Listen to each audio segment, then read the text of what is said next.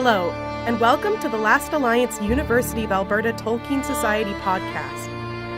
Join us this semester as we read and discuss The Return of the King together. I hope you enjoy it.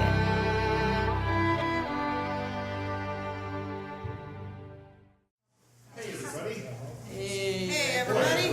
Hey, Dr. Rick. Welcome back from, Christmas and turkey and food and possibly sleeping, I don't know. Star Wars. Yes. Can we just talk about Rogue One? Yes, please. No. I couldn't stop this nonsense immediately. Announcements! Kara! Don't make me go teacher on you. Alright, our announcements list is very short.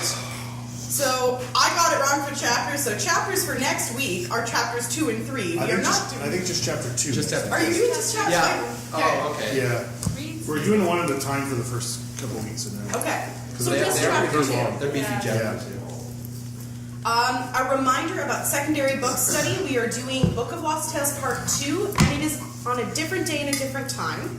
So, it is Thursdays now at 12:30, still in the Chaplain Center. Yes, Sophia.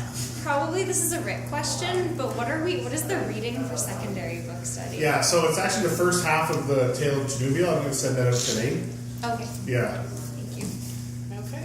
so that's a good question. And we also have an informal welcome party on Friday. Yep. Location yet to be decided, but it starts at 5:30? Yeah. 5:30. Okay. I will let y'all know when I know on what our location is for that. Yeah, my bad. So, yeah, that is all I have for announcements, unless anyone else has something pressing that I don't know about. No? On with the book study! Right. Well, hey, welcome to the Return of the King. We should do introductions. Or does everybody know each other? I don't know anyone here. I know he wasn't here last semester.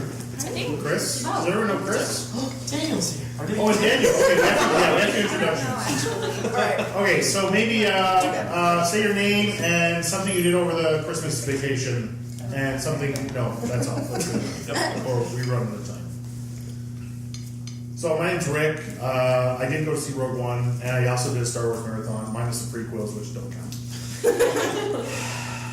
Well, that's a prequel too. Yeah, Rogue One is a prequel. Yes. No, it's a Star Wars story. No, It's a prequel. Okay, we're shutting down this discussion right now. Okay, Next here. person.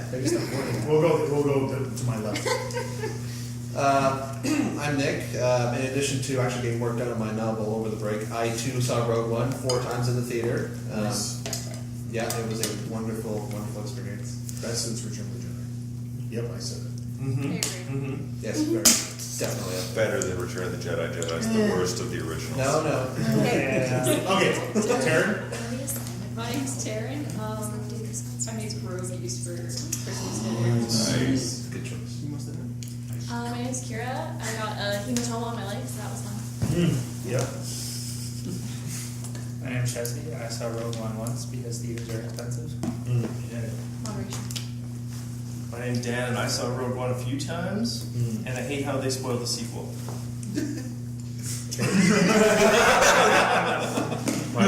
My name's Greg, and I finally got one of my grandma's secret Christmas recipes.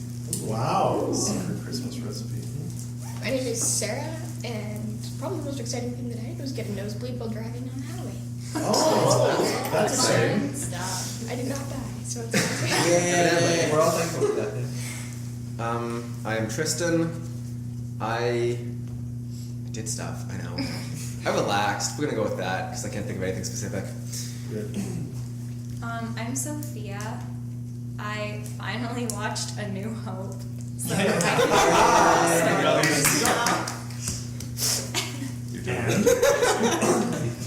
Don't worry, you don't need to see Rogue One now. No, you need to see it. Everyone needs to see it. But now I actually can. I'm Jess. I saw Rogue One. I got to read, which I haven't gotten to do last semester. I got to play Skyrim, which I also didn't get to do last semester. Let's go. So that was nice. My name's Daniel. I relaxed mostly. I went to a farm. I pet a dog. That was my highlight. Out of all the things to pet on a There's a farm, dog you were excited farm. about the dog. Yeah, a dog and like 12 cats. I was Dogs like, are great. My name is Corinne, and I played Dungeons & Dragons on my birthday, Christmas, and I read Order of the Phoenix all in one go. Nice. Wow. In one sitting? In one sitting. How long? Wow. 8.5 hours. Wow. You didn't have to go to the bathroom. I limited Guess where she was fluids. sitting?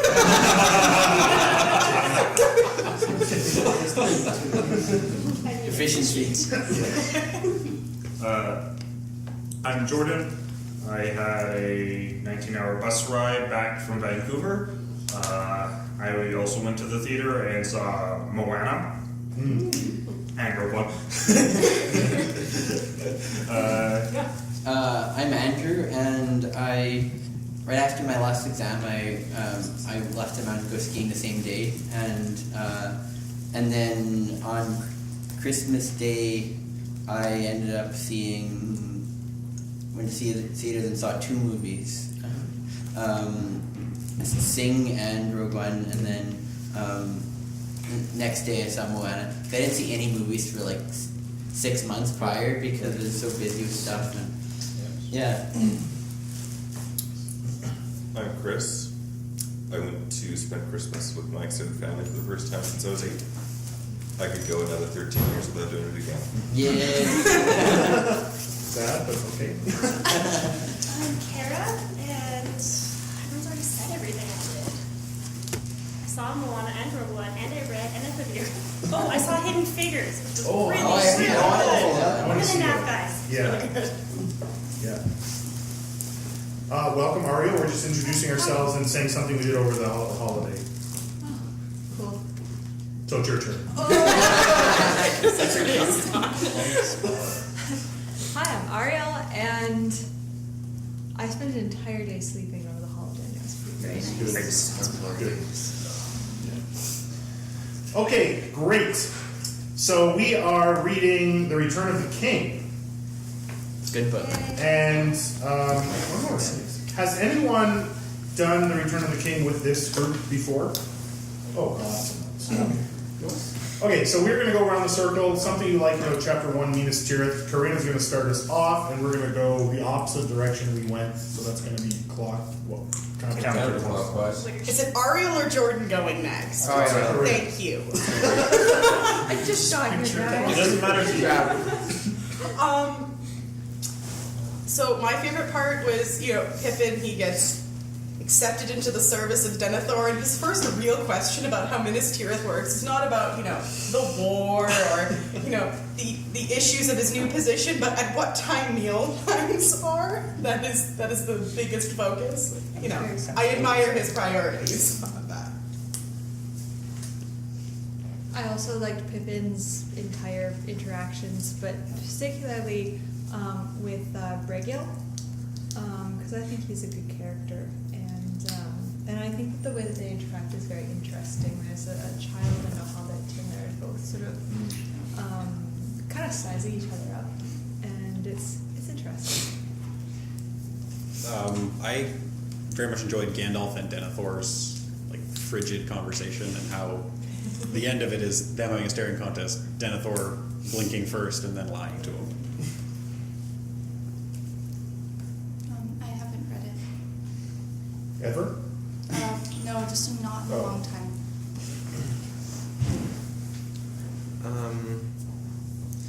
I really enjoyed Gandalf's mini monologue about I also am a steward, and how it's like, yeah, I'm gonna come and give you advice, and it's not gonna be the best advice for you, but you're not the most important person, so it's the best advice for the world.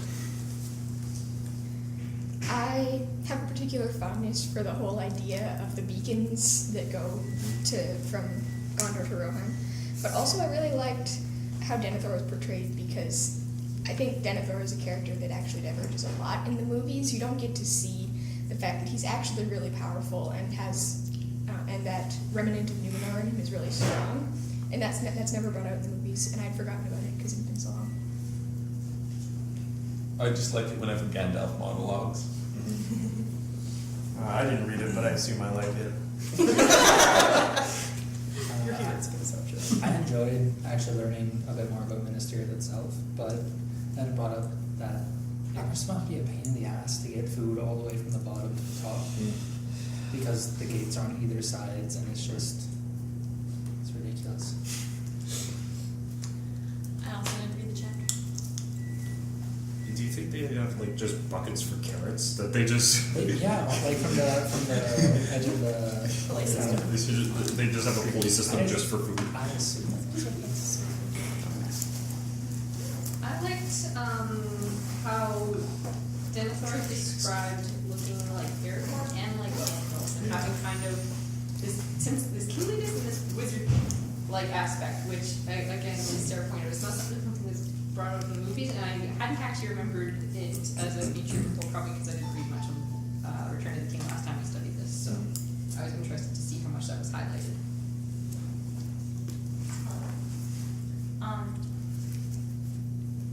Oh shit, I didn't know what I was gonna say. That's a problem. Oh, right. I like how there's actual stuff in between Minas Tirith and Mordor. Like there are actual fields and like Right. things.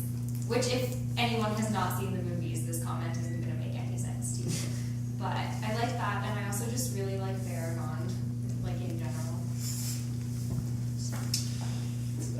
Just like Jesse, I really liked Minas Tirith, just the description of it, and just when they enter the city, you just really have the sense of, like, it's very old, you know, you have the sense like this is an ancient capital of men, you really have a sense of history, so, and also with like the description of the guards of the citadel and the white tree, it's like this is really a special place, you know, to deserve, even though it's fallen on hard times, it's still a great fortress of sort of, you know, the free peoples, and it was very, very interesting. Yeah, I think like Tristan, this is my favorite speech from Gandalf, the steward speech. I love it. I actually really liked Pippin in this chapter, which surprised me because he's not my very favorite hobbit ever. I like that he was Prince of the Halflings, and they were kind of joking him by calling him that name, but he actually is a literal Prince of the Halflings because it took. Yep. And then I liked when Gandalf describes him as brave, and he says he's no valiant than any man. Then man, save perhaps now and again by necessity, which kind of reminds me of Gandalf discussing Bilbo to the dwarves in The Hobbit, saying he's fierce as a dragon and a page. So hobbits are brave when they need to be. I can go. Oh, it's Chris's turn. I do not read it. Okay. So does Nadi's turn. I like that part of the movie where I like the part of the movie where it wasn't good. Oh wait, that's the whole thing. Shots fired. I haven't read the book in a while, but I like the start of the Return of the King because of the urgency, and like say in the Fellowship, especially if you don't know much about Tolkien, reading through it is very slow, and then with Two Towers, it was kind of you sped up and there's more going on and more to read, like more like a regular novel. But then at the beginning of Return of the King, I read it very quickly and almost read it because they were urgent in the book, and so like in a way that came out in Gandalf's speech, where it's like he was imploring the urgency, and it felt it when I was reading it, and so even though like there's not always that subtext, it came out to me, and so I'm all like trying to race through this book to what's going to happen next. So yeah. I really like this level in the Lego game. Which level specifically? I actually haven't got First that and yet. second? All of it. No, I haven't started the book this term yet. So. All right, great. So we have been, like Tolkien's been setting up this moment, you know, since Fellowship already, right? With this talk of Gondor and Aragorn's indecision going to Gondor and all this and Mordor coming from Gondor. Like we've heard about it, and now finally we actually enter the realm of Gondor and this main city. So, I guess we'll start with the city of Minas Tirith. How is that sort of presented as a character in this chapter? Like, how would you describe it if you were going to describe it as a character? The city. Anyone want to, Jesse? I'd say just a very like weathered and worn. Okay. But I want to say almost like Aragorn when he was introduced. Oh, okay. Less like dark and shadow, but like worn and like travel worn. It's seen probably better years reading about it, but it's still very like it's tall, it's proud, it's very good. Okay. Good. Sophia? It's very austere and it's very imposing. And it's both like very, very battle oriented, but also there's like this solemn beauty to it. Good. Ariel? We're talking about Minas Tirith, right? Right. Alright. I liked, I think it was Baragon's comment to Pippin when they're looking out at the ruined city of Osgiliath and saying, like, Minas Tirith actually wasn't like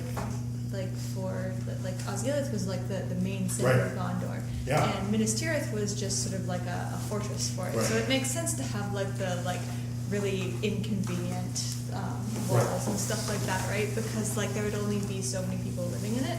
Yeah. And so you get this idea that like Minas Tirith is really imposing and really grand, but Osgiliath was probably really, really beautiful and really lovely to live in. Yeah. There's that sense already that Minas Tirith is just kind of a shadow of something. Yeah. And also, okay, good. Corinne? Bear with me a little bit on this description, but when I picture Minas Tirith, literally if it was a person, it would be the austere sort of Victorian old matriarch of the family, like daring you to approach whatever her little receiving area is, and just very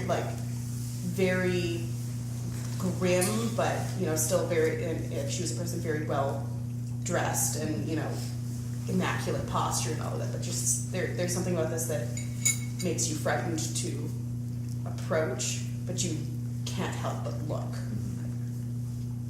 Good. Well, one thing I really sort of that got my attention was like the city, but also the people who live in the city. Okay. Because when they're riding up towards the citadel, Pippin doesn't see that many people out on the streets. They're pretty barren. People that go and leave their homes, and you have like Denethor, this like high lord sitting in his castle, lording over his domain. Not very sort of in touch with the common people as much as say Theoden would be. And and also when Pippin and Braigil at the end are seeing like Imrahil and all the others sort of marching off to war out the front gate, they keep saying that it's not enough. All of these men are going out to most likely their deaths, and it's not enough. So like it's very very sort of grim, kind of cynical almost, because there's not a lot of hope because these people have been fighting a war basically for their entire lives, and it's very sort of you really get to see like even if you're not on the battlefield, like war affects every single aspect of society. Sophia? What I liked about the descriptions also is that there's no warmth anywhere. It's all cold. It's like it's not even gold trumpets, it's silver trumpets. Right. The spire is glimmering like a spike of pearl and silver. Everything is white. Everything is cold. Pippin makes a point of pointing out that everything in Denethor's hall is stone and there's no wood or cloth anywhere. So, which I mean makes sense. There's nothing flammable except Denethor. Too soon. You were just saving up for that joke. How long have you been waiting to use that? Since I started talking, but it was a good one. But no, in all seriousness, everything is very cold. Yeah. Does anyone have their two towers here? One day I don't remember. Yeah, anyway, okay, so does anyone remember the description of Medusel compared to the description of Denethor's hall?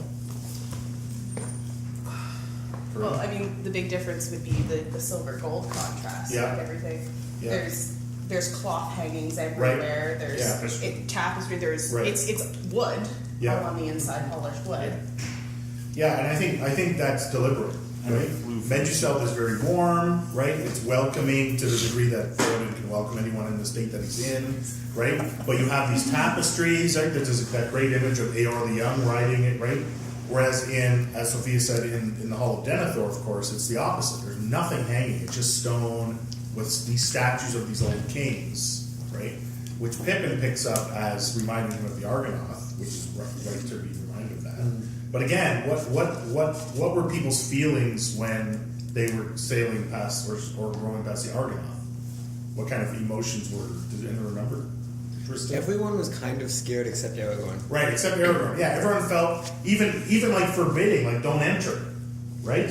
And so here, when the Argonath again, I think, is evoked here, that's the feeling we get of Denethor's Hall. That this is someone that you don't approach. Like it's a very closed, sort of inhospitable kind of place.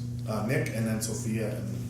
Well, and also like one difference is like between like the rulers, like Theoden versus Denethor. In Denethor's case, he locks himself inside his citadel on the top of the city. He's not a man of the people. He doesn't really walk among them. He's just sitting in his throne, sort of sending others out to war. Whereas on the other hand, Theoden, even though he is the king, he's the Lord of Rohan. He's his throne is sort of on the same level of the people. He is a man of the people. He will fight and die for them. And he is much more accessible than Denethor, who places himself above the citizens of Gondor. Right. And well, that's good. Well, we'll keep that in mind, but I don't want to get to Denethor yet. I want to stick with Minas Tirith for a while. So, Sophia, Corinne, Kara, Jesse. Oh, Sarah's in there somewhere. You can go. We're going around. Yeah, Sarah, why don't you start? Okay, sure. One of the things that I found interesting about the way Minas Tirith is portrayed is that, like, you get this first image of it as like a shining white city. Right. But also, by the end of the chapter, there's an absence of light, Yeah. which means that nothing is reflecting off the city anymore. And so, like, even the further along you go in the chapter from its original splendor in Pippin's eyes to, like, this kind of, falling apart, it's really worn. And almost this idea that it's got, like, a layer of gray on it, and it doesn't really shine as a city, at least right now, that it's, like, really dirty and war-worn, as war-worn as all the people who are in it, who don't eat very much for breakfast. Right. Well, and it's interesting that as the two towers ends, it just gets darker and darker and darker, right? And then when the Return of the King starts, it starts with this almost a kind of blaze of glory. When the sun hits that tower, like Tolkien really wants you to imagine the brightness of that moment, and the horns, right? And then so there's this moment of like a momentary brightness, kind of like that moment where the sun shines through the cloud just before it sets in the two towers. Remember that with Sam and it shines on the statue of the king, and then it goes dark. Here again, you have that brief moment of illumination, and it is the Tower of the Sun, right? Like this is the city of the sun, and then of course that's gone, and then slowly again it gets darker and darker again, right? So, and I don't know why Tolkien. That's a good question. Why in this moment he wanted us to have this flash of light, but it's a very powerful moment when Pippin sees this for the first time. Sophia? Sort of going off of the glimmering, like, Minas Tirith is different from the outside than it is from the inside, because it's from the outside that you look at it and it's all beautiful and gleaming, and then once they're inside, that light sort of fades. And it's the same thing almost for the stone imagery, because from the outside, like, it very much symbolizes strength, and this is like, it's all stone, is the strength of men. It's like a guard tower, right? It's a military outpost. Which was its former name, right? The Tower of the Guard. Before it was Minas Tirith, it was Minas. No, Minas Tirith is the Tower of the Guard. Guard. Minas Tirith is the Tower of the Guard. It used to be Minas Arnor. Right. Yeah. But then like once you get into Minas Tirith, and especially once you get to Denethor's halls, and you have this image of this old man in these entirely stone halls surrounded by his dead ancestors, like it's very much a crypt, which I like. Right. Because it's like they're defending this, but like he's also gonna die, and it's also his tomb as well as his sort of like safe siege place. Yeah. Nice. Corinne or Ariel? My comment has to do with Minas Tirith and Denethor. So All right. you guys go first. Well, I find it just contrast to Minas Tirith again, going back to sort of those statues and that crypt-like feel is where the emphasis on history lies between the two locations. Whereas if you think of the tapestries within Meduseld, it's very active, like it's horses moving, it's people on horses, it's still their history, and they don't write books, so a lot of it's a very visual history of Rohan. Whereas in Minas Tirith, in a more learned city, they have stationary statues of one aspect of culture that line that, and it's cold and it's uninviting. Like you would want to look at the tapestry and see the detail, whereas the statues are something just to sort of walk past and get as quickly past them as one can. For that, and it's an emphasis on it and a history that doesn't exist for them right now. Whereas Rohan, they're still living that history that they're portraying. Okay. Kara? I'm just going to say, as a character, the city is also very practical because it has to be. There's the spire going up from the first gate to the seventh, and you can look down and see anyone coming into that first gate. Right. It's built into the side of a mountain, basically, so no one can scale its fifth wall. But it's also right line more. It's geographically speaking relative to Meduseld. It's it has to be more practical than Meduseld. Yeah, right. Okay, Jesse? One of the things, just going back to the Argonath comparisons, is just, I think Pippin walking in just feels like this is a very old place. It has a very thousands upon thousands of years of history. And that's just kind of a haunting feeling, and I think that's just this weight of thousands and thousands and thousands of people have walked through these halls, born, lived, died before, beyond his own comprehension even. And we're feeling that from Pippin.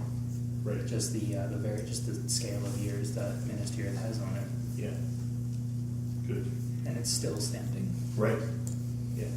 Well, and the fact they mentioned no one has ever breached the gates, right? So, yeah, Sarah. One other thing I noticed is that it calls back to the Númenórean history because Tolkien mentions that that spire is like a boat. Right. He actually calls them mariners. Yep. Standing at the top and looking out Right. on the world, and I thought that was really interesting, calling back to the way that they would have arrived. Yeah. At the, Yeah, so it takes us back to Númenor for sure. It actually takes us back to another city, an older city, and we're going to get to that, I think, when we talk more about Denethor. But of course, Minas Tirith is also Gondolin, right? But in very different ways, right? Some ways similar, but other ways different. So at some point, we'll get to that. Ariel? Okay. The way that we're sort of contrasting Minas Tirith and Meduseld, the whole culture of Rohan is very vibrant, and there's the history and stuff like that. In Minas Tirith, you get the idea that there's history, but it's also sort of like an ideal, Rohan's history doesn't have, it's not sort of a passing down of some sort of mandate, I guess. Whereas Minas Tirith very much is, which you can see with the harking back to Númenor. And it's standing sort of like Meduseld is alive and is there for the people. Minas Tirith is there as a testament to history, and is there to defend. I mean, if Osgiliath was still around, Osgiliath would be the living city, whereas Minas Tirith is very much the guard tower that you need to keep that living city, or to keep that city alive. So it's just sort of history and purpose sort of shorn of the sort of living aspect of Gondor, I guess. So, which I think you can see sort of reflected in Denethor almost. Yeah. Good. Corinne? Well, I find it very interesting because yes, we're talking about Minas Tirith, the Tower of Guard, but I find myself wondering how it would have been as Minas Anmar, because I can't imagine with a city of this size and scale that you would change the construction all that much, and there were other, like Minas Ithil was your other Right. guard tower, and you had Osgiliath. So it's also strange to think about Minas Tirith, where it very much fits how it is now, how incongruous it could be if you're thinking of it as like the Tower of the Rising Sun. Right. And why do you have these many military fortifications when that wasn't the purpose of this city to begin with? So that's okay. So that's a good question. I don't for expect which I an would have to answer, do some research because I don't know now the full history of Minas Tirith and why it was built originally and whether it was. I think it was always built as a fortress because part of it is it's always about Mordor, right? It's a weird spot for it, but What's that? it's a weird spot to have a fortress. Well, it's not. Actually, you're right. I don't think it may be that Minas Tirith was not originally for Mordor. It was to guard from the south along the Anduin. Because originally, like That's the Anduin is the main entrance into the northern part of Middle Earth from all these Did the the Anduin- Wainwright, all these people. Did the Anduin go through Osgiliath though? Yes. Yeah. Yeah, Right. So, but it could be also from the north because of the Wainwrights or the Yeah. because they owned Rohan, but they never really. Right. Ravenna would be Rohan, but I don't think they And the city of Umbar was like originally Gondorian to like Right. hold against the The south. south runs. Yeah. Yeah. Okay, Sophia and then Taryn. I don't know the details, but like Minas Tirith was built at the same time as Minas Ithil. Ithil. Right. So they were built to be like twin guard towers. So it Yeah. was meant to be a guard tower. Like strategically speaking, it wouldn't have a lot of value against the south, but it would have value against the north and against Mordor. Right. Because if you think of lines of defense, like your first line of defense would be like the mountains of Mordor themselves. Right. Then you would have the river, and then the next place you would fall back to is the mountains, and Minas Tirith is like the farthest point out from that Right. mountain range. So Yeah.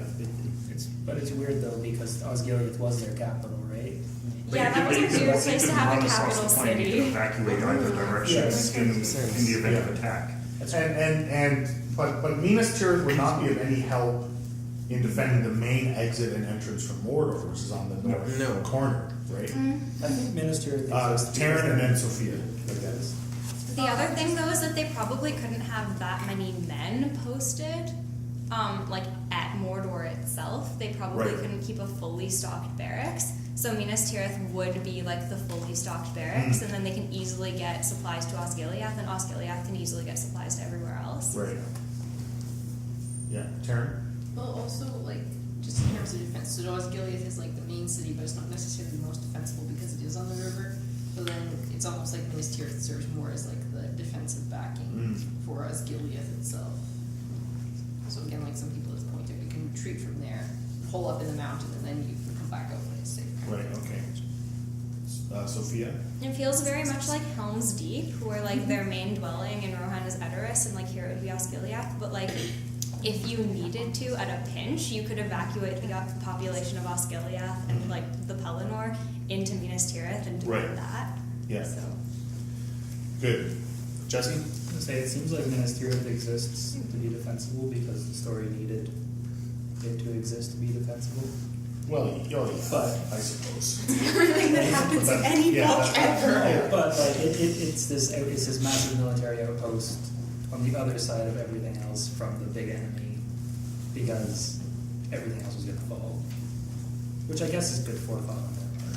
Yeah, but They also just, like- Tolkien was not the kind of person who does things just for the sake of narrative convenience. Like, he would have a reason for putting it there and not somewhere else. They like symmetry. We'd have to like We'd have to read the history of Middle Earth. This would be a really excellent presentation at the end of term party, as Yeah. Ariel pointed out. Yeah. Just saying, anybody? Tristan. I'm just wondering how they supply this city, because it has... I mean, Pelennor fields don't seem to be farmland. They are. They are farmland. Yeah. Yeah, primarily they're farmland. orchards and farmland. Yeah. Okay. Plus they went That's why through they're those two devastations. other areas on their way there, which are all like farm Yeah. type stuff too. Alright, never mind then. Yeah. What's... Yeah, okay. Sophia and then Dan? They also have like routes going south, and they get a lot of supplies like stocked to them from the Right. south of Gondor, which is where most of the population is. But that in itself is super, super precarious. Yeah. Like, I feel like Sauron could have won the war way sooner if he focused on cutting off Minas Tirith's supply lines, because they're not good.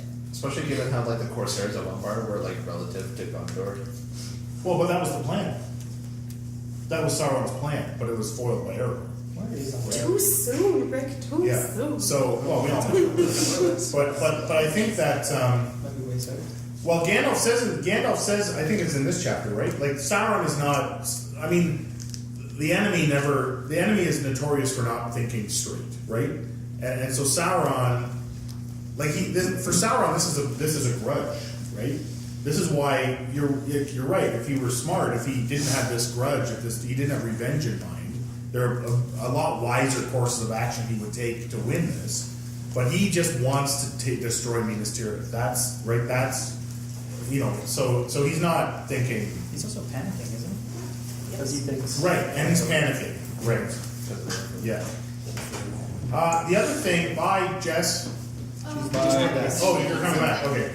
The other thing that I observed, that I noticed again when I read this, is that the city is empty. There's this language of how things are empty, right? And this is interesting for a number of reasons. One is, as we said, it seems that Minas Tirith would be the safest place to go in the case of. But here, as with Medusel, which also, by the way, Gandalf and Pippin ride through, and it is also empty, right? They're evacuating Minas Tirith, right, to the south.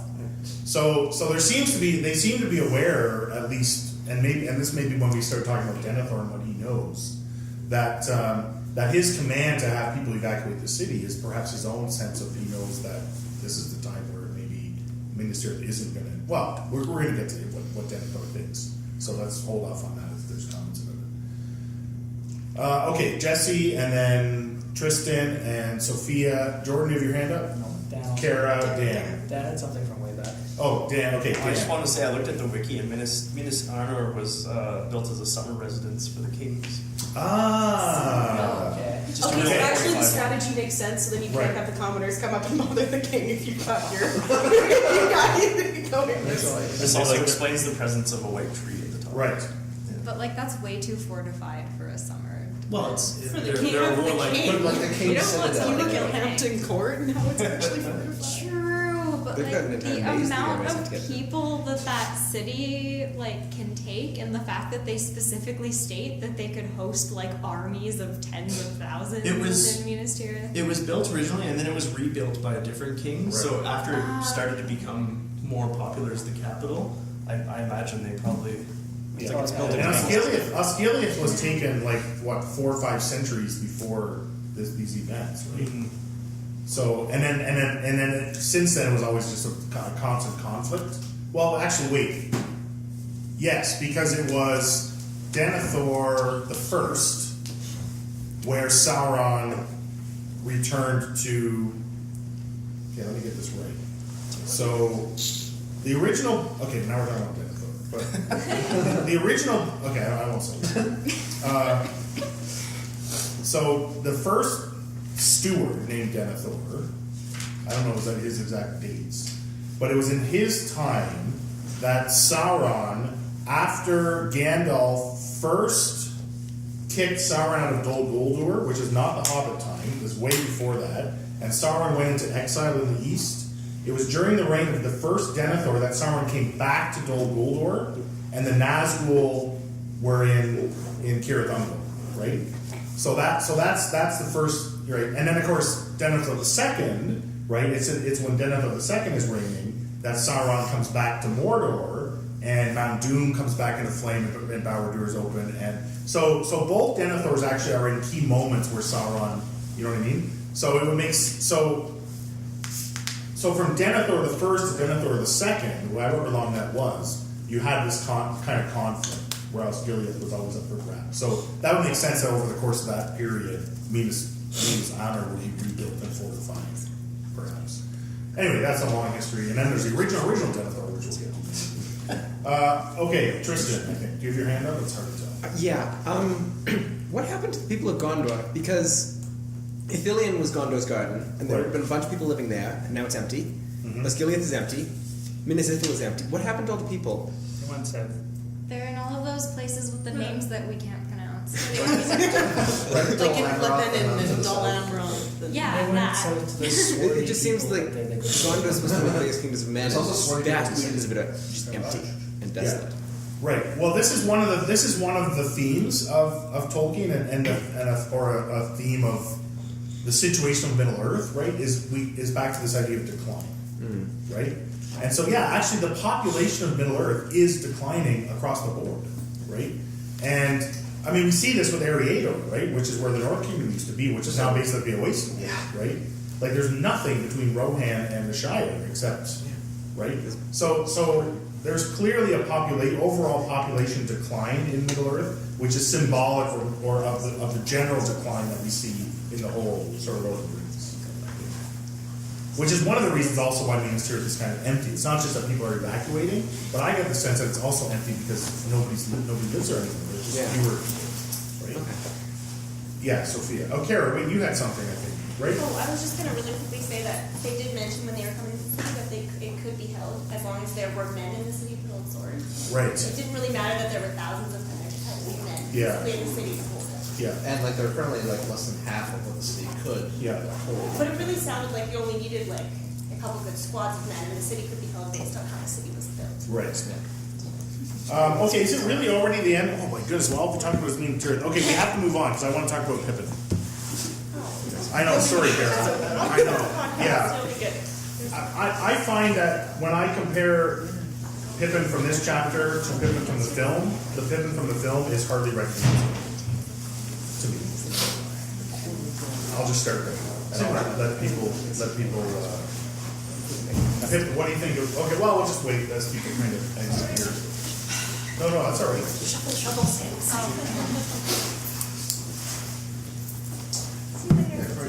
The city was rebuilt in 30 and 420, then it became more and more the Northern Alberta. King Tarandor, when the king's house in the city in 30 and 1640. Hi, Kira. Yeah, Osgiliath was finally ruined in I think 2475. Just before I think other Denethor became Yeah, it's like Death from the First was the last steward of the Watch Bookies. Right. That's how. Yeah. And 2002, the ring race taking this Okay, so we're talking about Pippin. Yes, Corinne. Oh, this is one thing I wanted to say, and it actually goes back to your comment when we started. So you made the comment that Pippin is being so hobbity, all he's thinking about is food, right? Kind of like Pippin's whimsical hobbit, right? But look at the response that Baragon gives to Pippin when he's thinking about food, right? It's not meant to be, funny hobbit just thinking about food, right? He's like, you're an old campaigner. You see that food is important, not because you're a hobbit, but because you've been through. You know what I mean? So Pippin here is not this kind of humorous, funny, joking around, silly hobbit. He's an old campaigner, right? And Pippin himself is going to get into this when he starts sort of telling his story and he starts saying where he's been and what he's, and these sort of battle-hardy Gondorians are going to hear his story and go, oh my goodness, this guy has been, you know what I mean? So this is not, anyway, yeah, so, okay, so Corinne. So two things. Partly an answer to that is like, I mean, I get that from being in a military camp, one of their main allocations for resources is indeed catering, because it's a huge morale thing. Yep. People have to sit around and complain about food in a military camp. They're just going to be angry and grumpy at their jobs. But in terms of like being unrecognizable I feel like Pippin in the movies is just supposed to be comic relief right up until the second he's supposed to be serious and like climb and set the beacons alight, and that's like the first time you start taking Pippin seriously. Yeah. And in this, I don't feel like he's solely comic relief, but there's still sort of that idea in the reader's mind where you're like, why? You're almost like, why is Pippin here? I mean, I know he's got a job to do, and there's sort of that part where Elrond's like, well, I especially wanted to send Peregrine back to warn the Shire, and it's like, okay, well, why is he still on this journey, and it's sort of this like crackling of potential going on with Pippin, but we haven't seen it quite yet. Right. But what I find so interesting here with Pippin is, like, we've seen how hobbits sort of mediate the high to the low. Who's the mediator in this chapter? It's not Pippin. Yeah, it's Berrigan. Right? Berrigan is the one who Berrigan now becomes our kind of person. He's like the normal, everyday soldier guy, right? Pippin is actually high here. He's the prince of the halflings. He's got all these experiences. He knows the passwords. He had freaking breakfast with Denethor, right? You know what I mean? Like, Pippin is now suddenly the high, right? Like, even when he's walking around with the son, what's Brego, right? And Brego's all amazed because Pippin knows the passwords and can get them out of the gate, right? So it's so amazing how Pippin now has become high here, right? And it's Berrigan now who is sort of the mediator for us. I think. Yeah. Sophia and then Nick. But like the amazing thing about Pippin's evolution here isn't really that he's becoming elevated, but the fact that I feel like you see him more in this chapter being what he would have been at his best in the Shire, like when he's not getting up to mischief, when he's actually being like the heir of the Took family. Because the thing with Pippin is that he can talk to anybody. And he can get along with anybody, and that's such a strength here because he makes Denethor happy, like by volunteering to be in his service. He gets along with Denethor. He gets along with who's freaking Denethor? Like, he's such a crabby old dude. And like he gets along with Baragond, who is this very solemn, young to middle-aged, fatherly man of the guard, like common man type of guy. And he also gets along with this 10-year-old boy. And he just knows the right way to talk and to each of them, and he knows the right thing to do with each of them, right? Like, Denethor will be impressed by, like, him swearing fealty, and, like, Beargal will be impressed by letting him into a place he can't normally go as a 10-year-old kid, right? So, it's, Nice. Yeah, good. Yeah, Nick? Well, just to go along with that, really, like when we're talking about Pippin, both in the films and the books, like at this point, you're right, Rick. He has sort of become sort of elevated because of experiences with figures like Galadriel, and that he sort of has become elevated. But he never lets it get to his head. He never gets high and mighty. He's always like, even though he might be a guard of the Citadel now, a very important position, he's still like Pippin of the Shire. He's still the same Hobbit that we first met back in Fellowship. He's and also like in terms of like asking for food, like joking around, sort of sarcastic comments. Like he's very like jovial, but I feel like that's sort of key to his personality because he is keeping sort of hope and sort of warmth in himself. He's not letting the dark times really weigh on him the way that it is with like Baragond and other figures. Like Gondorians, especially these terrible, really cynical people. All I can see is like the oncoming storm and the apocalypse. But like Pippin is really sort of keeping hope in himself, and it's kind of like he sort of spreads it to others as he goes along. Like you were saying, talking about Baragond and Rhaegal is sort of, bringing sort of a little bit of like warmth and hope to others. Yeah, I think you're right, but I think we have to be cautious that we don't read too much of Denethor onto the people of Minas Tirith, right? Because Baragond doesn't strike me as someone who's hopeless and despairing or cynical, right? So that was one of the other things that we didn't get to because we ran out of time on Minas Tirith. But the people of Minas Tirith, right, are kind of another sort of character, right? And they don't feel the way Denethor feels, right? They still, they're very anxious, right, and they're worried. But they're still like Faramir will come, right, and they're still kind of hopeful. Whereas when we get to Denethor, that's going to be different. But I'm thinking of also that moment I was trying to find it where Pippin, where Brego, it's not Brego, Brego's a horse. What's the name? Baragil. B-E-R-G-I-L. Who's the son? Baragil, right. Oh, okay. Yeah.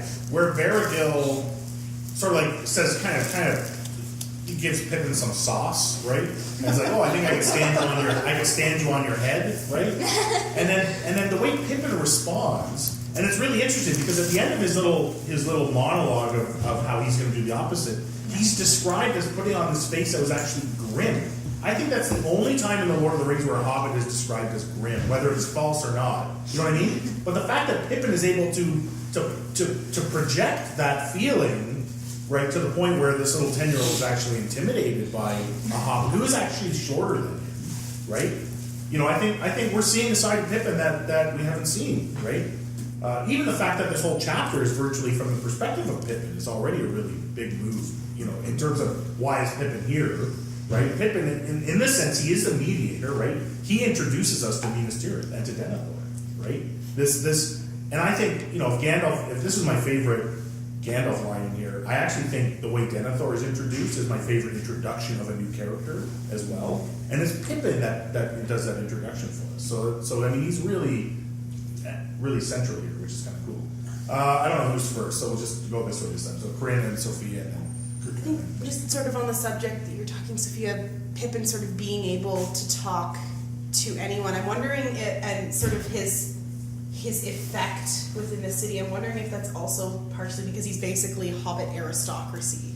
Like he's sort of that last remnant of, you know, the Thanes and royalty, and nobody really understands what that means anymore, but he's in the city that would have conferred that honor onto his family, and in some ways he probably belongs there more than any other Hobbit really could belong in a city of men, and that I feel like that lends a lot of his sort of social mobility within that particular city.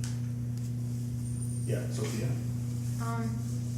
Also, like, the transformation with Pippin is really, really fast because on the journey to Minas Tirith, he's, like, asleep and just kind of like, oh, Gandalf, talk to some guys, I don't know what's going on, and very like the Pippin we've always seen. And then as soon as they, like, actually enter Minas Tirith, he, like, steps up, which I'm sure is partly the fact that he just swore fealty to Denethor, and he's like, okay, shit, better live up to that. But also the fact that he really goes all out, and now he's curious and he wants to know everything about the city, and he wants to learn everything about it, and he has endless questions, and he's just kind of alive again. But This is really good, right? Because I think that his sleeping on the journey is a metaphor, right? That actually is sort of his awakening, right? Remember how just before they get into Denethor, when Gandalf is saying to him, you know, don't mention Aragorn, and Pippin's like, ooh, why? And you know, and Gandalf kind of slips because you don't tell the steward that the king is coming back, and Pippin's like, what? And then Gandalf says, right, if you've been asleep all this time, now wake up. You know what I mean? So I think you're absolutely right. He is sleepy, like, you know, as a character, he's sleeping on the way, but he's actually, as a character, also starting to wake up for the first time. And Mary is also going to have a similar experience as things go on, right?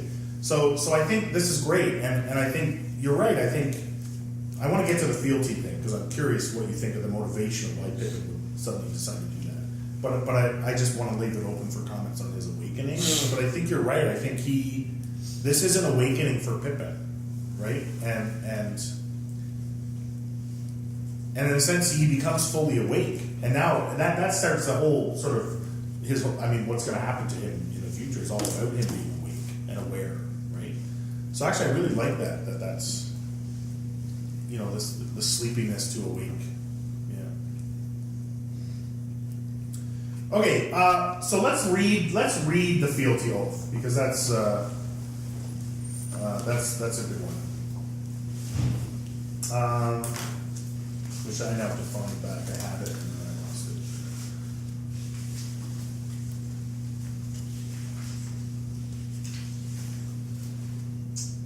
Okay, so in fact, how about we read that whole conversation between them and Denethor? So we need a narrator, Sophia. We need Gandalf. Corinne, we need Pippin. I'll be Pippin. Oh, Jesse, you be Pippin. And we need Denethor. Nick, Denethor. So where is Pippin? Okay, so we're going to start. There's a break where it says the door opened, but no one could be seen to open it. It's right after Gandalf says, yes, if you've walked all these days with closed ears and mind asleep, wake up now. Right? So that's important. So all of this, basically. Pardon? So we're reading the whole section. Yeah, I want to read this whole conversation between them because it's so good. The door opened, but no one could be seen to open it. Pippin looked into a great hall. It was lit by deep windows in the wide aisles at either side, beyond the rows of tall pillars that upheld the roof. Monoliths of black marble, they rose to great capitals carved in many strange figures of beasts and leaves, and far above in shadow the wide vaulting gleamed with dull gold. The floor was of polished stone, white gleaming, inset with flowing traceries of many colors. No hangings, nor storied webs, nor any things of woven stuff or of wood were to be seen in that long, solemn hall, but between the pillars there stood a silent company of tall images graven in cold stone. Suddenly Pippin was reminded of the hewn rocks of Argonath, and awe fell on him, and he looked down that avenue of kings long dead. At the far end, upon a dais of many steps, was set a high throne under a canopy of marble shaped like a crowned helm. Behind it was carved upon the wall and set with gems an image of a tree in flower. But the throne was empty. At the foot of the dais, upon the lowest step, which was broad and deep, there was a stone chair, black and unadorned, and on it sat an old man gazing at his lap. In his hand was a white rod with a golden knob. He did not look up. Solemnly they paced the long floor towards him until they stood 3 paces from his footstool. Then Gandalf spoke. Hail, Lord and Steward of Minas Tirith, Denethor, son of Ecthelion. I am come with counsel and tidings in this dark hour. Then the old man looked up. Pippin saw his carven face with its proud bones and skin like ivory, and the long curved nose between the dark, deep eyes, and he was reminded not so much of Boromir as of Aragorn. Dark indeed is the hour, said the old man. And at such times you were wont to come, Mithrandir. But though all the signs forebode that the doom of Gondor is drawing nigh, less now to me is that darkness than my own darkness. It has been told to me that you bring with you one who saw my son die. Is this he? It is, one of the twain. The other is with Theoden of Rohan, and may come hereafter. Halflings they are, as you see, yet this is not he of whom the omens spoke. Yet a halfling still.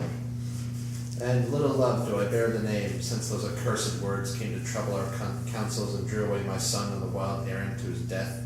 My Boromir! Now we have need of you. Faramir should have gone in his stead. He would have gone. Be not unjust in your grief. Boromir claimed the errand and would not suffer any other to have it. He was a masterful man and one to take what he desired. I journeyed far with him and learned much of his mood. But you speak of his death. You have had news of that ere we came? I have received this, said Denethor, and laying down his rod, he lifted from his lap the thing that he had been gazing at. In each hand he held up one half of a great horn cloven through the middle, a wild ox horn bound with silver. Oh, that's the one that Boromir always wore. Verily. And in turn I bore it, and so did each eldest son of our house, far back into the vanished years before the failings of the kings, since Boromdil, father of Mardil, hunted the wild kine of Ara in the far fields of Rhûn. I heard it blowing dim upon the northern marches 13 days ago, and the river brought it to me, broken. It will wind no more. He paused, and there was a heavy silence. Suddenly he turned his black glance upon Pippin. What say you to that, halfling? 13 days. Yes, I think that would be so. Yes, I stood beside him as he blew the horn, but no help came. Only more orcs. So, said Denethor, looking keenly at Pippin's face. You were there? Tell me more. Why did no help come? And how did you escape? And yet he did not, so mighty a man as he was, and with only orcs to withstand him. Pippin flushed and forgot his fear. The mightiest man may be slain by one arrow, and Boromir was pierced by many. When last I saw him, he sank beside a tree and plucked a black feathered shaft from his side. Then I swooned and was made captive. I saw him no more, knew and know no more, but I honor his memory, for he was very valiant. He died to save us, my kinsmen, Meriadoc and myself, waylaid in the woods by the soldiery of the Dark Lord, and though he fell and failed, my gratitude is none the less. Then Pippin looked the old man in the eye, for pride stirred strangely within him, still stung by the scorn and suspicion in that cold voice. Little service, no doubt, will so grace a lord of men think to find in a hobbit, a halfling from the northern shire. Yet such as it is, I will offer in payment of my debt. Twitching aside his grey cloak, Pippin drew forth his small sword and laid it at Denethor's feet. A pale smile, like a gleam of cold sun on a winter's evening, passed over the old man's face, but he bent his head and held out his hand, laying the shards of the horn aside. Give me the weapon. Pippin lifted it and presented the hilt to him. Whence came this? Many, many years lie in it. Surely this is a blade wrought by our own kindred in the north and in the deep past. Oh, it came out of the mountains that lie on the border of my country, but only evil wights dwell there now. I will not willingly tell more of them. I see that strange tales are woven about you, and once again it is shown that looks may belie the man or the halfling. I accept your service, for you are not daunted by words, and you have courteous speech, strange though the sound of it may be to us in the south. And we shall have need of all folk of courtesy, be they great or small, in the days to come. Swear to me now. Take the hilt and speak after the Lord if you are resolved on this. I am. The old man laid the sword along his lap, and Pippin put his hand on the hilt and said slowly after Denethor. So this is me or Nick? It's perfect. It's okay. Yeah. Here do I swear fealty and service to Gondor, and to the Lord and Steward of the realm, to speak and to be silent, to do and to let be, to come and to go, in need or plenty, in peace or war, in living or dying, from this hour henceforth until my Lord release me, or death take me, or the world end. So say I, Peregrine, son of Paladin, of the Shire of the Halflings. And this do I hear, Denethor, son of Ecthelion, Lord of Gondor, Steward of the High King, and I will not forget it, nor fail to reward that which is given, fealty with love, valor with honor, oath-breaking with vengeance. Then Pippin received back his sword and put it in its sheath. And now, my first command to you, speak and be not silent. Tell me your full tale, and see that you recall all that you can of Boromir, my son. Sit down and begin. As he spoke, he struck a small silver gong that stood near his footstool, and at once servants came forward. Pippin saw then that they had been standing in alcoves on either side of the door, unseen as he and Gandalf entered. Bring wine and food and seats for the guests, and see that none trouble us for 1 hour. It is all that I have to spare, for there is much else to heed. Much of more important it may seem, and yet to me less pressing, but maybe we can speak again at the end of the day. And earlier it is to be hoped, for I have not ridden hither from Isengard 150 leagues with the speed of wind, only to bring you one small warrior, however courteous. Is it not to you that Theoden has fought a great battle, and that Isengard is overthrown, and that I have broken the staff of Saruman? It is much to me, but I know already sufficient of these deeds from my own counsel against the menace of the East. He turned his dark eyes on Gandalf, and now Pippin saw a likeness between the two, and he felt the strain between them, almost as if he saw a line of smoldering fire drawn from eye to eye that might suddenly burst into flame. Denethor looked indeed much more like a great wizard than Gandalf did, more kingly, beautiful, and powerful, and older. Yet by a sense other than sight, Pippin perceived that Gandalf had the greater power and the deeper wisdom, and a majesty that was veiled. And he was older, far older. How much older, he wondered, and then he thought how odd it was that he had never thought about it before. Treebeard had said something about wizards, but even then he had not thought of Gandalf as one of them. What was Gandalf?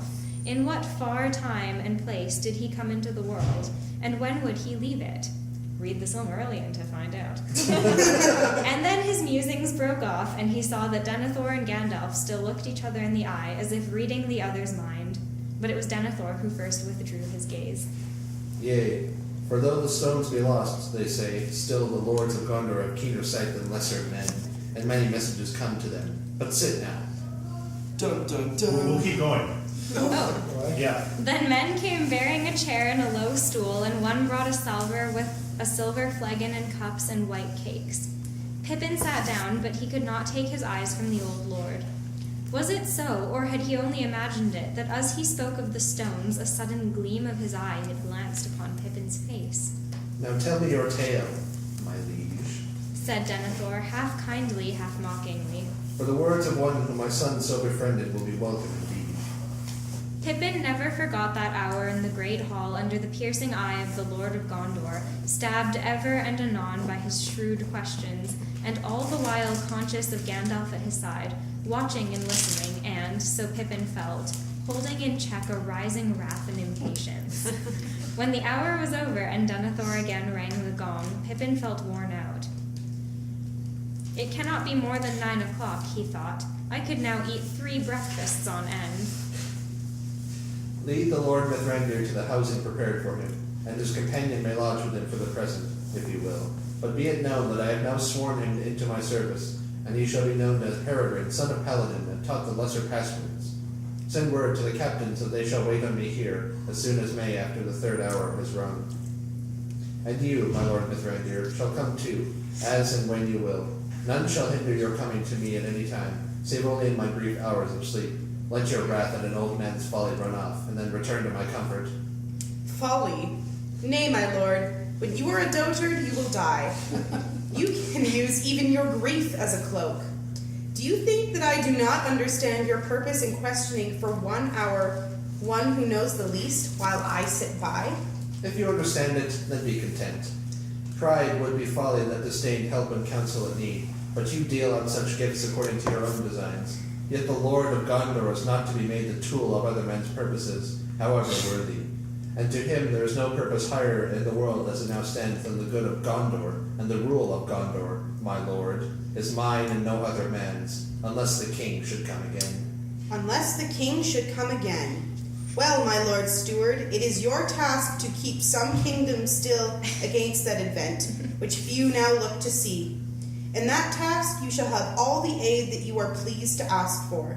But I will say this, the rule of no realm is mine, neither of Gondor nor any other great or small. But all worthy things that are in peril as the world now stands, those are my care. And for my part I shall not wholly fail of my task, though Gondor should perish, if anything passes through this night that can still grow fair, or bear fruit and flower again in days to come. For I am also a steward. Did you not know? And with that, he turned and strode from the hall, with Pippin running at his side. Okay. Drop the mic. Yeah. All right. So, why do you think Pippin has this sudden desire to swear fealty to Denethor in that moment? Dan. Is it because he heard himself talking and how much of a damsel he sounded like? I swooned at the... Okay, so any other thoughts, or is that pretty much the definitive? Yes, Jesse, what's your other comment? Well, it seems very aligned with how hobbits act. Mm-hmm. Like what we've seen with at least the high class hobbits, it seems very in line with how Frodo acted with Faramir. Right. It's that, if I can ever do you any service, if I can have this great errand, I offer my service to you. Right. And so it's actually not that surprising. Okay. That the hobbits would do that, because it just seems to be kind of how they act. Right. Or at least these hobbits that have interacted with Bilbo and Upper and Swordsman. Right. Yeah. But it's not like a shocking thing for a hobbit to do that. We know of the 4 hobbits. Okay. Yeah, Sophia? This isn't an answer to your question, but I was going to bring that up, that this, there's definitely a parallel that I think we are supposed to see between the questioning of Frodo by Faramir and the questioning of Pippin by Denethor. Yes. I think we're definitely supposed to do a compare and contrast of those. Yep. And how would you compare and contrast them? They're very similar, but Faramir has the greater wisdom, because you find out afterwards, Denethor and Faramir are both holding back in their questioning. Yes. But Denethor is holding back in his questioning for his own purposes, whereas Faramir is, he's doing the same thing. He's asking roundabout questions in order to gain, stuff differently, but he's doing it more to help Frodo than himself. So, Faramir is the better person. Yeah. But they're both really good at manipulation. Yeah, good. Ariel, did you have something? Oh, I was just gonna say, along with parallels, I read the synopsis of the last two books to catch myself up to speed, and it ends with Sam swooning before the gates as Frodo is being taken, Right. and we have Pippin swooning here when Boromir is dead and they are taken. So, right. like, there's this sort of idea that like it's evil so overwhelming that it just completely like it takes away consciousness. That's good. Yeah. Hey, Mary's gonna faint later too.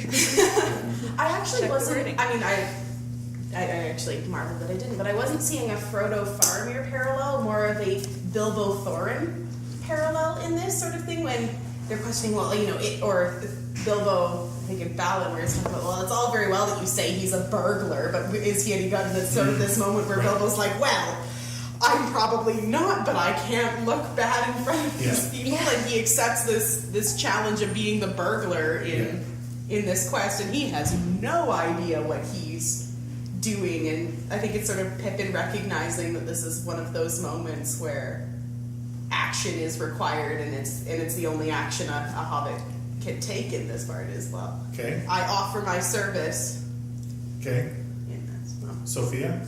Tying back to that with why Pippin did it, like, it specifically says that pride stirred strangely within him because he was offended. Right. Like, because Denethor was clearly talking down to him and didn't think he could be of any use. Mm-hmm. So it's like, if you insult a hobbit, they're gonna try to prove themselves. Okay, so that's good. I'm glad you mentioned that. So a couple things. One other contrast between Faramir and Denethor is there's no sense of mocking from Faramir, where there is with Denethor, right?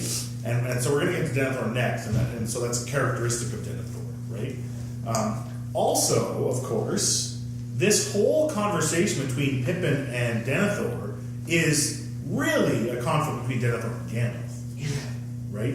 And of course, which is completely opposite from the Faramir and Frodo. But I want to get back to the pride, because we know Tolkien, that's the worst vice, right, of all the vices, right? And here Pippin has a moment of pride because he's being offended, and in that moment he takes his action, which Gandalf does say after the fact, I probably wouldn't have done that, but you've done, you know what I mean? He was like, hasty. Yeah, like Gandalf doesn't, like, you don't get that with, like, the other contrast we have to do, of course, when we get to it, is the contrast between Pippin and Denethor and Merry and Theoden, right? What, like, the way Merry sees Theoden, right, as a father figure, like, there is no hint of that with Pippin and Denethor. No. Right? So it's really interesting how Pippin, you know, he does make this move. It's motivated by pride, which isn't never a good motivation for Tolkien, right? It does turn out well in the end, right? This could be an Ina Lindley moment, perhaps.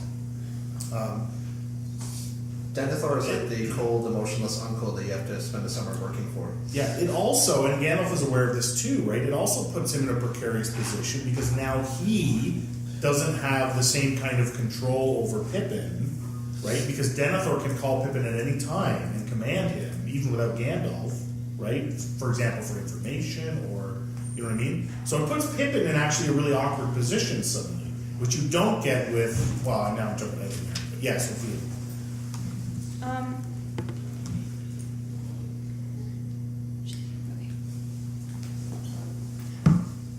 It does, like, it, as you said, it does work out for the better, though, which is interesting. Right. And I think, because normally, like, a moment of pride would not work out for the better. Right. But I think fundamentally it helps that Pippin did a very selfless thing. Yes. And, like, wanted to repay a debt. Like, Boromir died, so Pippin is like, that's, you know, like, he's doing it partly out of pride, but partly it's also genuine. Like, he genuinely wants to make that up because he's thought a lot about how Boromir basically gave up his life for him. But regarding, like, it's interesting because I don't think, like, Gandalf clearly does not feel like Pippin's loyalty to him is threatened, and that doesn't seem to occur to Pippin at all. It's like, true, he actually. still inherently trusts Gandalf more, Right. which is interesting because this is strategically useful for Gandalf too. The fact that Pippin can move freely about throughout the city, use the passwords to Right. talk to the people of Right. Minas Tirith, is something that Gandalf himself can no longer do. Right. And something he'd probably want to, because like he would, like Gandalf's thing is that he would go around and talk to people like lowly or high, Yeah. but now he's kind of stuck only interacting with like the top echelon of the city, Yeah. whereas Pippin has the freedom to be his eyes and ears and kind of the lower classes and the men-at-arms and stuff, so yeah, it's really useful. Okay, I do want to go to Denethor now. And of course, we're going to be talking about Denethor for a long time, so we don't do everything now. But I just want to say, so now we're meeting him for the first time, right? How does he strike you? What kind of character is this, Dan? He's described as cold, like winter. Cold, yeah. Even the sun, right, is a winter sun, right? And his questions are stabbing. Yes, good. And one thing I really noticed was he really values courtesy above some other traits. Right. Which is interesting. Yeah. Okay, Nick? Well, going along with like sort of the theme, he's very like cold as a person, but like as like a ruler, as the sort of steward of Gondor, he's not very like approachable. He's the kind of like Lord where you come when summoned and you sort of like answer all his questions, but you don't sort of. It's not the same with like Theoden, who's much more kind of approachable. With Denethor, it's like he's like the the old man in his castle at the top of the hill. He doesn't come to you. You always go to him. You do whatever he says, and he's very sort of. He always expects others to go along with sort of his designs. Yeah. Now, I think Theoden is like that. Like, I don't think Theoden goes to anybody. He's a king, no, right? Like, people come to him. But he's not as bad as Denethor. No, but again, the difference is not necessarily in, it's a, I don't know how to say it. It's almost like a class difference, not a character difference. You know what I mean? Like, it is a character difference, but when we get to Denethor here, we're talking about like we're in as close to Numenor as you're going to get at this point, right? So that kind of coldness, while with Denethor, I think it's particularly problematic.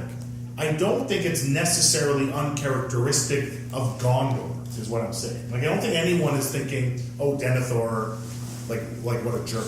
You know what I mean? Like, I think that this is expected in Gondor. This is how things are, I think, in some sense, right? And yeah, that's very different than Rohan, right? Because Rohan is lower, right? In some sense. Now, that doesn't mean we don't have to criticize it, which I think we will. But, okay, Jesse, and then Andrew, and then Sophia. If you want to just go like with real parallels, like Rohan's still very much like the barbarian kingdom places, like where the king is just, he used to just be the chief, and he still needs the support of all the people around. He's like one step beyond that now, but he's still expected to carouse with the people after their victories, but have a drink or two with them, be approachable. Whereas Denethor, it's like the Roman Empire, or when it's like most messed up, or the Byzantine. Like, you don't just go to the emperor. The emperor is supposed to be reserved, detached, this powerful figure that just manages things. Yeah. You might not ever interact with him, but like he orders your life around. Yeah. Okay.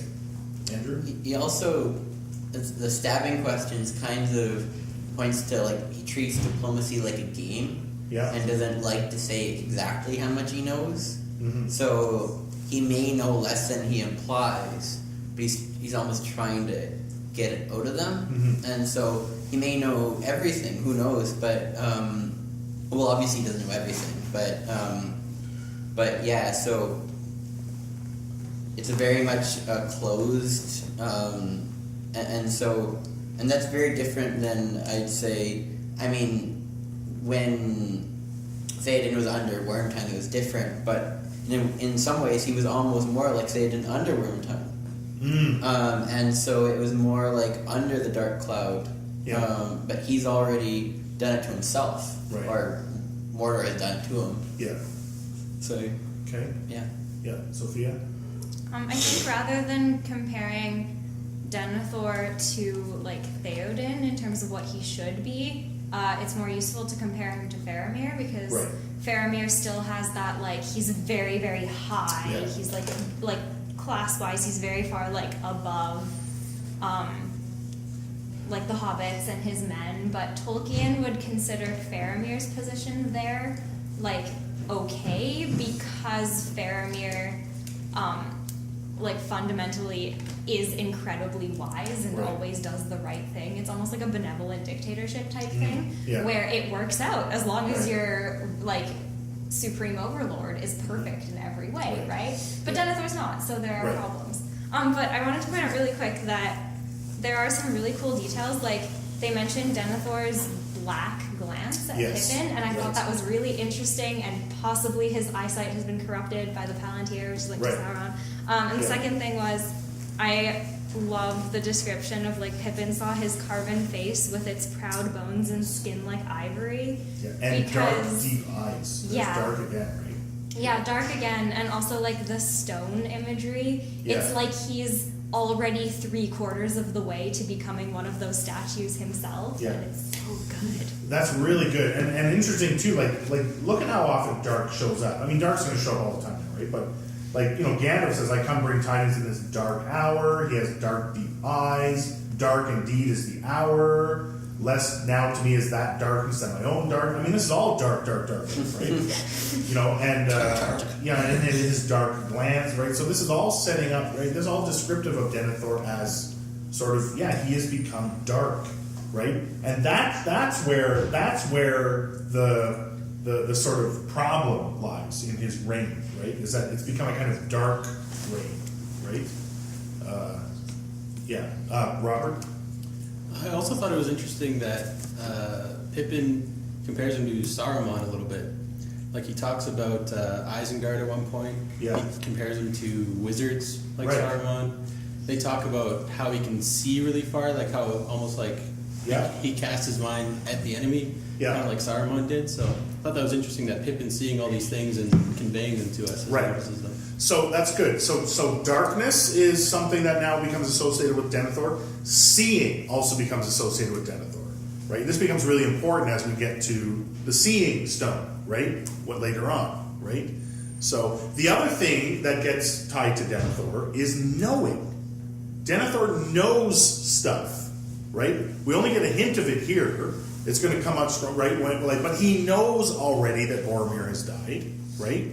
And he knows already that Theoden has had a battle and that Saruman's staff has been and so we don't know how he knows yet, but it raises the question for the reader: how does he know all this stuff, right? And so we're left kind of hanging, right? I mean, we know, but we don't know, right? And so that's really interesting, right? So darkness, seeing, knowing, right, are becoming, and as we'll see, they all are going to be kind of twisted, right? Yeah, Sophia. I just wanted to read the passage for that. I didn't want to Okay, interrupt. sure. It's when because we haven't gotten there yet. It's when Baragond is talking to Pippin, and he says, "I do not know the counsel of the Lord and his captains. They have many ways of gathering news. And the Lord Denethor is unlike other men. He sees far. Some say that he sits alone in his high chamber in the tower at night and bends his thought this way and that. He can read somewhat of the future, and that he will at times search even the mind of the enemy, wrestling with him. Right. And so it is that he is old, worn before his time." Yeah. So that's the rumor, right? That we get. It's so interesting that language old before his time. That sounds like Bilbo with the ring and Gollum with the ring, right? So we're getting little foreshadowings, little hints of things that are going to start coming together. The seeing afar, right? His bending his will. Now this is where you'll have to forgive me. I know in the movie when Gandalf is talking about Sauron and all his will is bent on the ring. Is that in the Fellowship, or is that only strictly in the movie line? So if someone, we don't probably have it here, but anyway, but that makes me think of that, the idea of one's will or thought bent on something, and Sauron, of course, his thought is bent on the ring, right? And now we have Denethor, right, whose thought, or is also, he's bending things to his will. And by the way, bending something to your will sounds a lot like the kind of power that Sauron is interested in, right? A kind of domination kind of power, right? What do you make of the comparison to Aragorn? Right? Pippin sees more of Aragorn than Boromir in Denethor. What is it about what he sees in Denethor that reminds you of Aragorn? Ariel? I was reading it first as just sort of like he's sort of a descendant of the line of Numenor, like Aragorn is, and so he's that echo of that. Whereas, like with everything in Gondor, it's kind of like a memory, and so Denethor is a very strong memory of that. But he's sort of like twisted in a way, right? And like there's all these weird comparisons of Denethor to like wizards and stuff like that. Right. And so like he's like a king, but he's not. Right. And he's like Aragorn, but he's not. Yeah. And perhaps the ways that he's not is what is causing him. But like maybe that should be like a sign as to his character. Yeah. Well, one thing, and again we're jumping ahead, but one big difference between Aragorn and Denethor is when Denethor looks into the Palantir and challenges Sauron, he's captured. When Aragorn looks into the Palantir and challenges Sauron, he wrests the Palantir away from Sauron, right? Which is pretty freaking cool. Well, because he's the rightful owner of the Palantir. Right. Yeah. Yeah, Nick. Well, and I think like one similarity between Aragorn and Denethor is that they're both like obviously like very sort of high men, among others. That blood of Numenor is strong within them. They're very wise in their own right. They're very sort of like keen with their sight. They're very, when you talk with them, there's really the sense of like they almost know what you are thinking, without you having to say anything. There's this sort of, they almost have this sort of, not quite like superhuman, but like they're very much above like ordinary men. They have like these sort of special talents that like as descendants of Numenor, they both have. Yeah, Corinne. I think too with first impressions of Aragorn and Denethor is more of a subtlety of power. Like it's whether it's more intellectual or if it's sort of an underlying thing. Whereas when you first meet Boromir, he is obviously a very physically powerful person, very obviously the warrior, and that is where you would assume his power would come from. And I don't see with either Aragorn or Denethor when you first meet them that's necessarily the first thing one jumps to. I think also it may be as simple as physically they look more alike, right? Is that what you were going to say? Or, yeah. So in some I don't know in what way physically. I can't remember if Boromir's hair is blonde or not. It's blonde in the movie. I don't remember. I think it's dark actually. But no, he's dark hair in the movie. Boromir? No, he's he's practically like, ginger. Yeah, he's like what's his name? Blonde almost. He has like Sophia. Ariel's hair color. Yeah. Sophia? Yeah, like as well as a physical resemblance, probably also just this air of nobility that they both have that Pippin would have seen with the Argonath. Right. Yeah.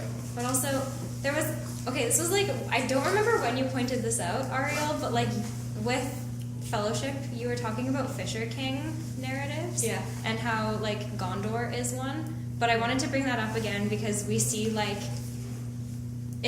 we see sort of like a Fisher King thing where we have like the bad ruler and then the good ruler, and so it's relevant to bring that up now that like Denethor. Right, we talked about this with Theoden, because like Theoden was doing poorly, so like the land was suffering, and like the land's well-being was tied to the king. Yeah. So like when your king is like hopeless and very, very close to the grave, then that affects the land. Right. And that's what we're seeing is that like we were talking about the characterization of Minas Tirith and all of like it's cold and all of those death parallels and how even if like the guardsmen aren't really like Denethor, like the city is like Denethor, which is why they're going to need Aragorn, who's a healer later. Right. But yeah, Ariel. Really quickly, I just wanted to take a look at sort of parallels between or contrast between Faramir and Denethor, because Faramir is also that healer type person, and so you get the idea that if Faramir were the steward, he'd probably, like Minas Tirith probably wouldn't come off as so cold. Right. I think Baragon says he basically talks about Faramir like he's this amazing person because things might change when Faramir returns. He's bold, more bold than many deem, for in these days men are slow to believe that a captain can be wise and learned in the scrolls of lore and song as he is, and yet a man of hardihood and swift judgment in the field. Yeah. But it's just Faramir. And so, you get the idea that he's not everything that he seems, but he's got those sort of qualities that Aragorn has as well, the sort of, wisdom and stuff, but it doesn't hinder him being a leader in the field. Well, and even in, when Pippin, I mean, there's just the way Tolkien builds the emotion, right, of Pippin, coming back, Gandalf isn't there, Pippin starts to get more and more lonely, right? And finally, he just goes to sleep, and he wakes up in the middle of the night, and he sees Gandalf there, and Gandalf's just pacing in the room. Where's Faramir? Where's Faramir? You know what I mean? So it's really, that's really interesting that Gandalf is. I mean, we've met Faramir now, right? So we know already a bit about his character, right? But the fact that Gandalf is sort of also knows this about Faramir and needs him in some way, right? Is really a nice way of kind of setting up the narrative. Okay. Yes. Actually, I do want to talk about Gandalf for the remainder of our time, and we'll probably get to Gandalf versus Denethor too a little bit. One of the things I also really liked in this chapter is when Pippin, when he compares Denethor to Gandalf, and then there's that moment where Pippin all of a sudden kind of has this, again, it's kind of a wake-up moment. He's like, oh, wait a second. What is Gandalf anyway? I mean, that series of questions, right? Denethor looked indeed much more like a great wizard than Gandalf did, more kingly, beautiful, and powerful, and older. Yet by a sense other than sight, Pippin perceived that Gandalf had the greater power and the deeper wisdom, and a majesty that was veiled. And he was older, far older. How much older, he wondered. And then he thought how odd it was that he had never thought about it before. Treebeard had said something about wizards, but even then he had not thought of Gandalf as one of them. What was Gandalf, and what far time and place did he come into the world? And when would he leave it? Of course, for us reading this for the first time, we had no Silmarillion, right? I mean, these are questions that, at least for me, were in my mind since I read The Hobbit. Right? And finally they're being expressed. Right? Yeah, actually. Who is this guy? What is Gandalf? It's wonderful. Right? I love it. Nick. Well, and all of a sudden in this moment, he seems to sense Gandalf's hidden power. Yeah. Well, he looks at Denethor on the surface. Denethor seems older and wiser and more noble, but then Gandalf, through a sense other than sight, right. Somehow he is able to sort of perceive that Gandalf is this great being underneath the skin he wears, as sort of the mortal flesh, but somehow Gandalf's inner nature is being revealed in however slight. Corinne. Well, I find it interesting because when I first read it, I had a different thing where I hadn't thought about what Gandalf is, and this seems to be it sort of serves the two purposes if you've been thinking about it the whole time and someone's finally wondering with you, or if you're suddenly realizing I haven't been picking up on what I need to about Gandalf, and so Pippin, again, that mediator, is telling you there's something that you need to think about and is going on, and if you haven't quite been there yet, this is a question that needs to be answered at some point. Sophia. I have a fan theory that Gandalf is very deliberate about stuff like the reason why Pippin hasn't wondered these things before, because Pippin is all why haven't I thought of this before? Even when I was thinking of wizards, I didn't associate it with Gandalf, right? I think that is something that Gandalf very deliberately cultivates. I think Gandalf wants to be underestimated, right. Both for the tactical advantage that it has on higher beings of being underestimated, and for the fact that lower whatever beings will interact with you more casually and tell you more things if they don't feel like you're above them, if they feel like you're on their level. And we get this sense throughout the whole series of Gandalf having like veiled power, right? Pippin can only see it now that he's starting to have this attunement to like a sense that is not sight. He couldn't sense it before he had that. And Gandalf is reluctant to use magic because it's like unveiling himself, right? So he has so much that is hidden and so much that he keeps deliberately covered up, that I think he works very, very hard to prevent people like Pippin from wondering what the full scope of his power is. Because if people like Pippin aren't wondering, then, you know, people who are more important than Pippin probably aren't going to be asking either. So, I think in a lot of ways Tolkien's also sort of challenging the concept of what a wizard can be and should be, like even just in sort of previous, you know, popular like fantasy, or like you think of like Russian fairy tales and stuff, like the wizard is always a big character. And it's, you know, it's a lot of like it's Ben's not here, so we can't chuckle Zaplingo Blingle type magic. Like it's very flashy, and Gandalf is like the epitome of understated magic at pretty much all times, except for like super key moments. What's interesting is, like, it wasn't until we were having this discussion. So, like, I don't know about you, but I'm still picturing Gandalf the Grey, but actually he's the White now. It's interesting how Denethor never mentions the change, right? Like, oh, hey, now you're wearing white.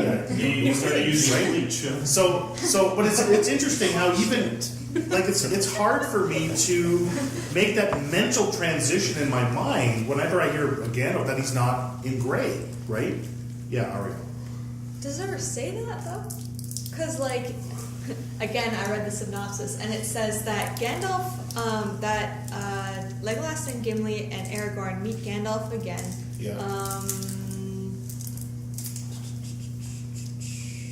Exact wording. And he's like, they met Gandalf again, returned from death, now the White Rider, yet veiled still in grey.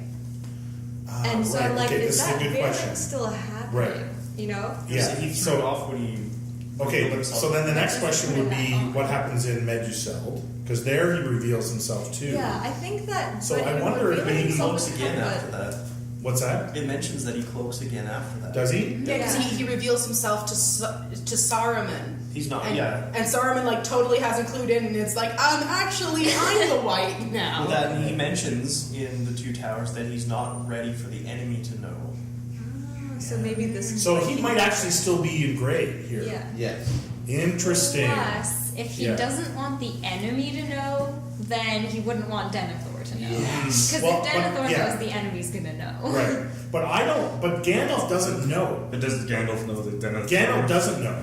I think he suspects. He doesn't. Like, there's a either it's in here or it's in the Tale of Years where.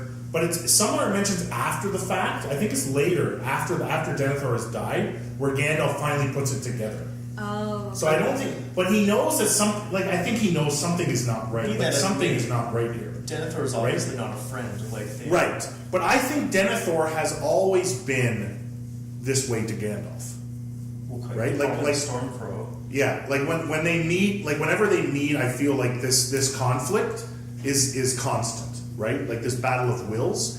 The other thing that I find so interesting here is that I almost think that in some weird way, and when you have Denethor compared to Aragorn, you have Denethor compared to wizards, right? That this conflict between Gandalf and Denethor is almost more of a battle between equals than even Gandalf and Saruman. Like this, I think, is a sort of bigger. Sort of like this is I don't know, I feel like this you really see Gandalf kind of exerting his will, right? You know, like even this language, I too am a steward, and you know, even like his little kind of almost snarky comment like, hey, I know exactly what you're doing questioning Pippin, right? When the one who knows everything is standing right here. You know what I mean? Like it seems like this is an old conflict, right? And Gandalf clearly is higher still. Pippin sort of perceives that he's still higher, right? I mean, it's such a good writing to be able to convey this conflict. Yeah, Ariel. I think, especially in Gandalf's going, like, saying to Pippin before they go to see Denethor, saying, you know, like, you should tell him some stuff, but not all the stuff. Like, don't tell him about Aragorn. He's not ready to know that yet. I think that plays into how Gandalf presents himself to Denethor. Is that Denethor is just not ready to know that he's Gandalf the White. Considerations of the enemy knowing and all that kind of stuff aside, he doesn't want to reveal his trump card to Denethor because they're both involved in playing this sort of like almost political game. Yeah. And it's not a game of wizardry in the way that it's between that it was between Gandalf and Saruman. It's more of a game of sort of political fortune, I guess, between stewards. Right. So,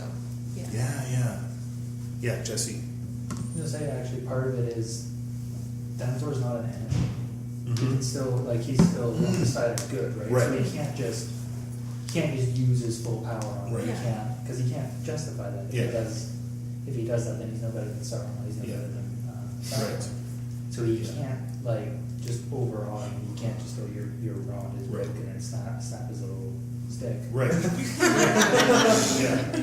Yeah. He has to play ball. He's still, because he has to be an advisor, right? Right. So that's his role. Yeah. And he needs Denethor. Yeah. Still, right? Not in a like purely pragmatic way. Like I think Gandalf will see definitely has sorrow over what happens to Denethor, right? Dan. I was just gonna say, do you think your perception of Denethor and Gandalf being as equals even more so than with Saruman because Saruman was fallen? I see it in first of all, the way that Denethor gets compared to a wizard, right? So that seems to elevate him somehow, right? And compared to Aragorn, which also seems to elevate him in some way. But then also, like that moment where they're striving, like they're kind of having this weird kind of stare down, right? And it's not totally one-sided. Like Denethor does in the end sort of withdraw, but it's not a defeat. Right? It's almost like a strategic withdrawal until the next time, right? So Gandalf wins, but the very fact that Denethor is able to sort of it's like Galadriel having stare downs, right? Like everyone turns away, right? So here you have another one of those kind of weird stare downs where Denethor is able to hold it for quite for quite a lengthy time before he turns away, right? And so that's where I kind of get a sense where they're kind of almost on equal footing, right? But I mean, I may be wrong too. Yeah, Sophia? Regarding there being an old enmity between Gandalf and Denethor, I think the main reason for it is the fact that Denethor Denethor genuinely believes that he is right in his leadership of Minas Tirith and the men of Gondor, and he is the one who knows best. Right. And so any threat to that and anyone he perceives as being able to supplant him, he's going to take very negatively to. Right. Because for Gandalf comes in and Denethor definitely sees him as kind of like a advisor who shows up and then thinks he knows better than the guy who's been there all along. Yeah. And he has the same attitudes towards the possibility of Aragorn. What does this guy know if he's been wandering the wild forever? Yeah. So he's very resistant to that.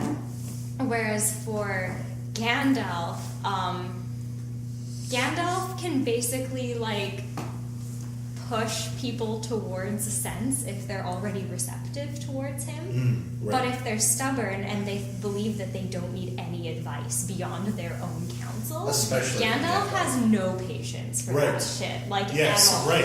Which is why Gandalf is so impatient with Denethor, is because he can't talk to him. Denethor believes that he is above needing advice, and Gandalf can't fix that. Yeah. So he has to use force. But, and I think this is why they're it's a battle between equals, and it's really similar to Ariel's and Jesse's points. Gandalf has to pull his shots, Mm, right? right. Like he Yeah. can't use everything that he has. Yeah. Both because like Jesse said, it's not like he's fighting Saruman, who is an enemy. Right. But also because he's not fighting for himself, like he's grappling with Denethor over the future of mankind. And Denethor Well, not even is a man mankind, himself. over the future of of Middle Earth, of the Yeah. cosmos, right? And this is what's so interesting about his steward comment, right? Because, like, you're right. Denethor is under the impression that he knows what's best, right? And that and what does he know? What is his task? According to Denethor, what's his job? What's the whole purpose for his existence? To the king. Well, that's actually secondary. Isn't that what he says? Well, he does, but Gandalf has to kind of, really, are you sure, right? No, Denethor is like, my job, I'm here to protect Gondor and the people of Gondor, right? And that's all And that matters. Gandalf has to say, actually, there's more to the world than Gondor. And if Gondor falls, there's still going to be good in the world, right? And that's what I'm the steward of. I'm the steward of all the goodness and beauty in the world, right? So Gandalf is kind of saying, you know, your claims to sort of like, and then we're going to get to Denethor, more of Denethor, right? And this is going to tie into Gondolin and Turgon, right? But, you know, this idea of somehow for Denethor, if Gondor falls, everything falls, right? And Gandalf is actually saying, well, I think you're thinking a little too highly of Gondor, right? Because, you know, and so that's where Gandalf, and that is, I think you're right, Sophie. I love how you said that, right? How Gandalf has no patience for people who are just so close and unwilling to hear advice, right? Who think they're wise, but they're really fools, right? That's why Gandalf can be so sort of harsh and yet so powerful in this phrase, right? For I too am a steward. It's beautiful, right? And it's so good. Yeah, Robert. And it's interesting how, I think it was the member of the third company that Pippin goes out with, right? That says that good will live on in some hidden valley or whatever. So Right. it's interesting that he has such this wise Yes, right. view like Gandalf. Right. That, you know, we're going to get hit the hardest, but if we're down, that's not the end of the world, but it's, you know, it's bad, but not the worst. Yeah, exactly. Yeah, and Denethor can't see that, right? And as we move on, we'll see why he can't see that, right? Yeah, Andrew? And Denethor's other weakness is he doesn't travel. That's right. And so, Yes. so he wouldn't know that there's good in the world everywhere else. I mean, not everywhere else, but in other places, because that's his one thing is he doesn't travel. He just sees what's in front of him and what's in the Palantir. Right. Yeah. Yeah, Sophia? Well, I was gonna say, and the Palantir. Oh. So, like, his Yeah. only method of traveling is inherently skewed. Right. So he thinks that the situation is a lot worse than it is. Yeah. Yeah. Okay, great. Wow, this is so good. So we're going to read chapter 2 next week. And then, we'll keep, Denethor, we're going to be talking about Denethor for a long time. and Gandalf. And I love Denethor as a character. He's such a tragic. Yeah.